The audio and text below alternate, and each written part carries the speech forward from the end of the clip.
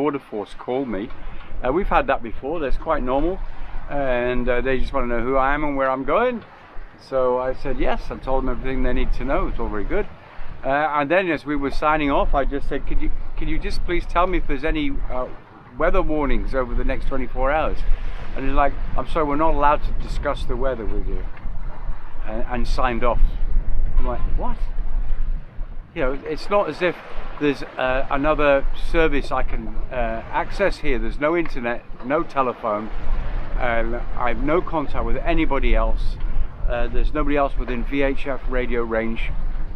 I'm completely isolated out here, and I just wanted to know if there was anything nasty going to happen over the next 24 hours. He could have just said, no, it's fine. Didn't have to go into detail, but no, apparently he's not allowed to tell me anything about the weather, even though there is a safety issue here. My safety. Just letting you guys know. Thank you. That looks like where we're going. You can just see a big island in the haze. It's a big island, and I heard it's like the best anchorage ever. Just been reading the cruising guide for this area, and this anchorage up here it's in an island really. It's a big horseshoe shaped bay, and you go in there and it's well protected from all of this, which is not what we've had at all. None of the anchorages that I've been in are completely still. The boat has been in flux, in movement, not obviously as bad as this all the time, but all the time there's been movement. There's no respite. There's clanging in the rigging. I'm hoping here it's all going to stop. I might even take an extra day here. The weather's supposed to be closing in tomorrow, and I'm just looking now. Something's happening. It looks not particularly pleasant, and for once I'm happy. I'm going to somewhere where it should be safe. I should be completely safe there. I hope, please. I am so tired. Ladies and gentlemen, is Mount Adolphus Island, my next port of call. Back in the 1830s, all this area had been thoroughly surveyed, but not quite so. They'd missed one rock. In 1890, the British steamship Quetta came through here, through these straits, and hit the rock. Unfortunately, she sank within 3 minutes, and 133 people were killed. Hence flying my flag at half-mast here, as a matter of respect. A tragedy just in sight of land on one side and the island on the other, and that happened just here. And there's a marker just over there in the sea, because of course the rock is still there, and the sunk ship is just a few hundred meters further on from there. Get that down. It looks nice and calm in there. I can't wait. But there is a shoal somewhere, and I have to be very careful. Looks like it's calm right in front of us here, so I'm going to go there, drop the sail, get the engine going.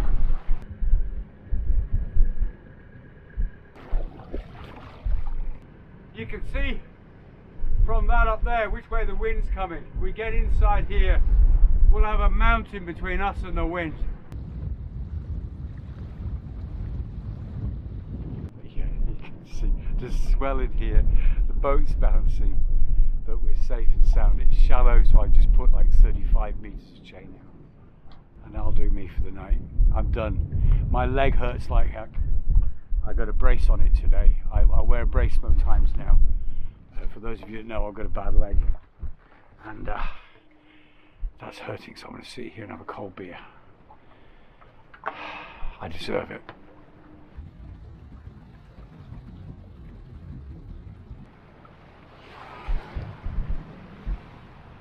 It's going to be strange going in here, because this is the last part of the Coral Sea that I will probably ever sail.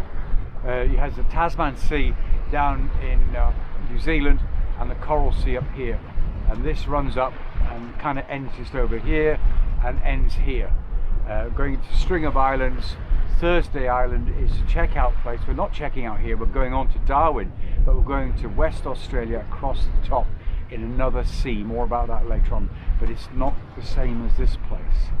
This place is known for being like this, windy, rough, lots of swell. I'm hoping we're going to have a change of circumstance, change of weather, change of conditions coming up. But this is the last time I'll be sailing in the Coral Sea.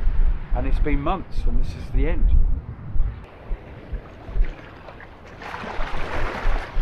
Showing you some of the preparation that goes into this.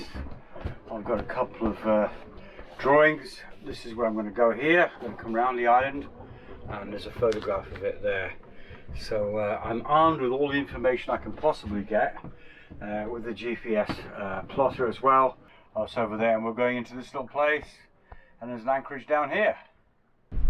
One thing I have noticed up there is a bunch of towers. I've got internet, and it's faster internet. For the first time I got 4G. First time in nearly a month, I think. And I have a video to upload, so that's handy. Going super slowly, these mangroves will give good shelter, but it'll also be hot here because there's less wind. And it's 70% humidity at the moment. I'm sweating like a sumo wrestler's armpit. So it's all very yuck, and the boat smells, and there are flies. Oh, ho, ho, ho, ho, ho. So this is mangrove, which is a good thing for wind. It dissipates wind. It's going to be blowy in the next few days, and that's going to stop most of it. And I think I've got loads of room to swing here. Swing lazily, my boat.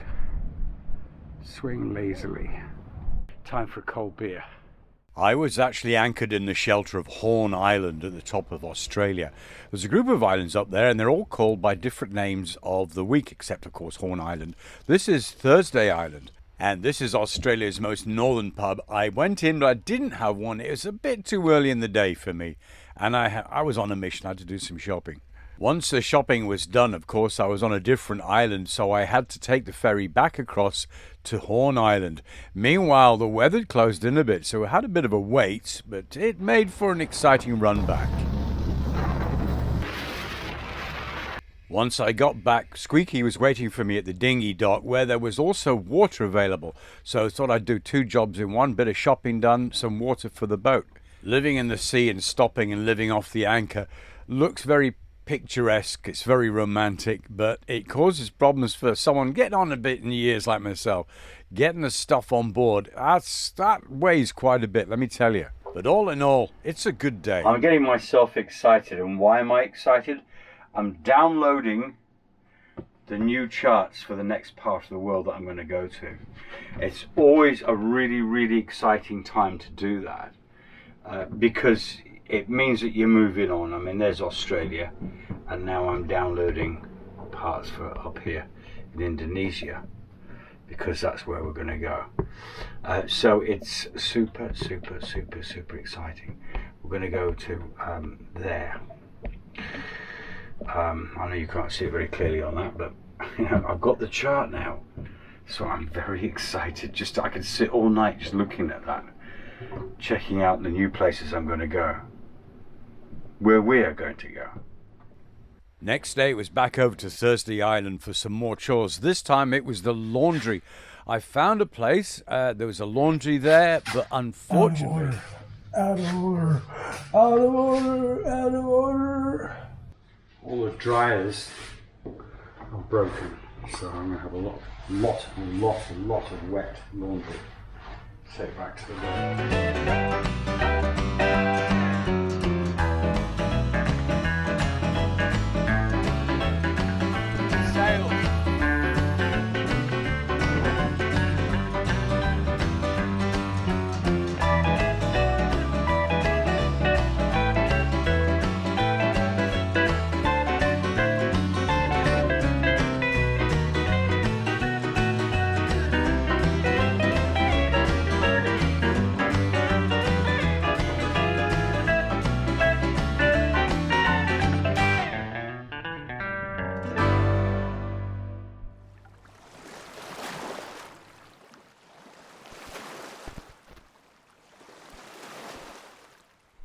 Now the wind's come down, you can hear the birds over here singing.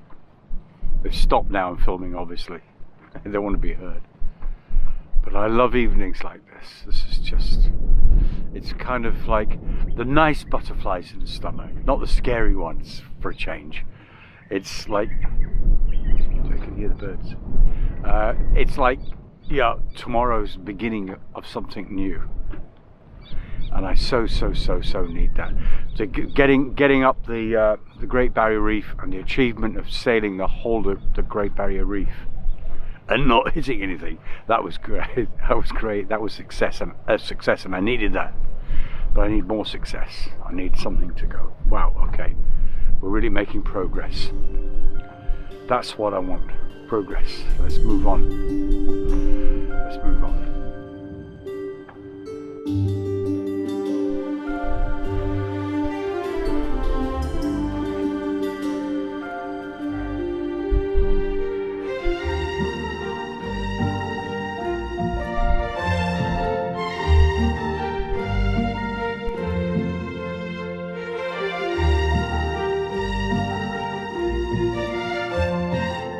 This is the bottleneck, the cork. We're doing the popping of the cork right now. We're coming out of this area here through the islands. You go Wednesday Island, Thursday Island. It must be a Monday Island. I don't know what that is. Yeah, and this is the cork. We're popping out, and we were doing 6.7 knots just now. So there we have it, ladies and gentlemen. This is the Torres Strait. You can look it up. You will see it at the top of Australia, between Papua New Guinea and at the top of the Great Barrier Reef. There's this place called the Torres Strait. That's where we are now. The reason I came to this part of the world was to get through this bit, which is very difficult for a single-handed sailor, and do it through the Australian waters where I know I'm safe. So yeah, so we're going to go down to another part of Australia, down the way there, about 400 miles. I'll be out at sea. I'm going to be sleeping over on the boat, be going all night long. It's going to be quite adventuresome, and as soon as we're clear of this reefy bit and this stuff, I'm going to go into deep sea mode. And hopefully we only need the foresail all the way.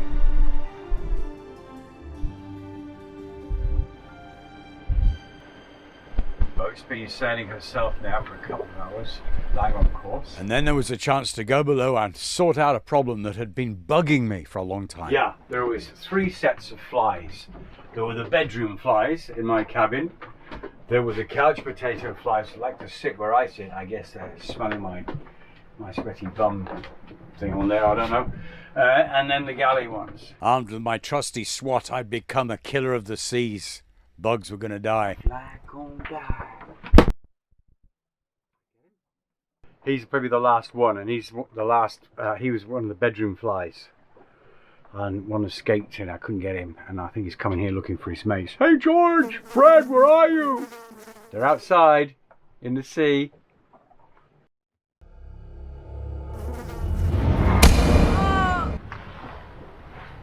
Bit of wind, and it's very bouncy. But hydro's working pretty good, so the boat's balanced, so we're keeping the course. There have been a few ships come down here, which I wasn't expecting in this part of this bit of sea. So, haven't seen anything for a while, hoping that maybe they've all gone to bed.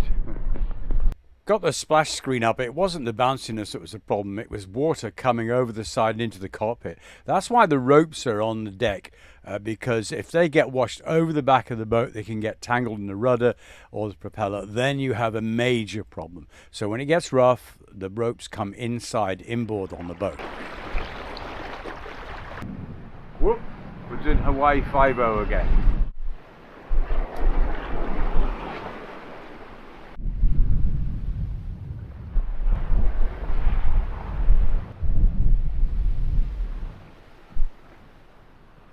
Got some issues this morning. The battery is just about dead, but it's reading about 11.3 volts. The nav stuff is working off its battery, but the GPS works off the ship's battery, so I need to get the power back on. Okay, getting the solar blanket out of emergency replumbing. Sun is low, too low for these. I need to get more solar panels. I'm just never in a place where I can get them. Not ideal. I was only putting in 0.7 of an amp. I don't understand this. But the big one is the fridge. I had to turn that off last night. It uses a lot of power, so that means my beer's going warm. But seriously, there's food in there. Okay, moved it over there, directly into the sun. We've got 12.1. I can turn the fridge on in a minute. Excellent. And for a change, a beautiful placid sail. And that's because we're in a huge bay and we're protected by some line from over there. My original plan was to go to Darwin, which is further along the way there.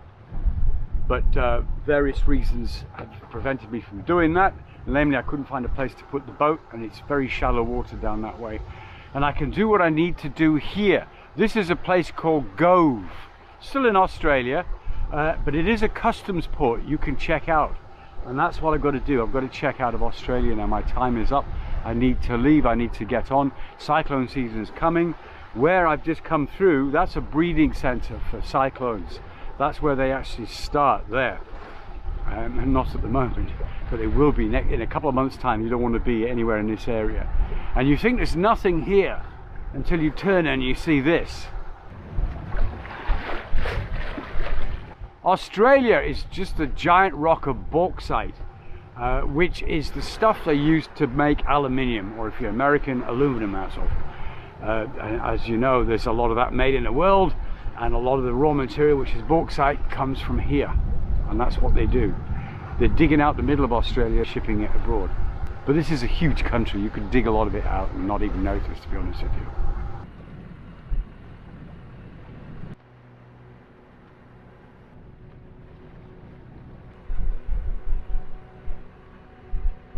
Now, I wasn't sure about this place. I hadn't planned on coming here. I didn't know anything about it at all.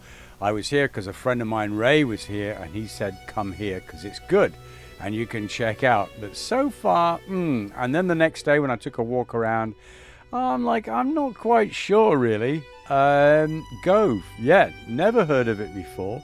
And then slowly but surely, I thought, yes, I like this place. And then this happened. These dongos here ran out of fuel. Well, we think that's what it is. A bit of a yeah, and they got, look, hello mate, hey, Reed, hello, hello, you're a star, yeah. Yeah, so we're doing what we can, help some fellow sailors out. Lovely, and he's got the tinny going, his tinny as in beer, not boat, yeah. Nice friendly locals, and look at this for an anchorage, and it was for free. So already things are looking up. And on top of that, a great beach community, campers and boaters in the evening get together and what you would call typical Australians like to get together and recycle cans in an evening. What do you know about typical Australia? We're just going to look at typical Australia. Look at that. Look at us. Booze. Oh, look at that. Ice. Yeah, fine. Mate, I'm going to have a look at Australia. Let me explain. This is what they call a territory. It's not an Australian state. These are the Northern Territories of Australia. They have different rules here, different customs, a different outlook on life. And life is hard. As you can see, it's a pretty desolate place. Beautiful nevertheless, but unforgiving. There's not much here. The only employer is the mine, the local government, and the hospital. But that having been said, it does have a charm to it, which I kind of was drawn to. Even the pub, it had a pub, but this pub was different to other pubs. It had a security fence around it, and I mean it was secure. You had to have a pass to get in. But once you got yourself a pass, got in the pub, you were made to feel like a local immediately. Everybody was so friendly, nice people. Pub was great, and the food was awesome. In a few days, the plan was to check out of Australia from here and be on my way to Indonesia. But fate would have other ideas. Don't miss the next episode to find out what happens. A huge thanks to my patrons who have been my most wonderful and loyal supporters of keeping this channel afloat for years. Thank you so very much. Thank you for watching. I'm available here for real-time updates. See you next time on Adventures of an Old Sea Dog.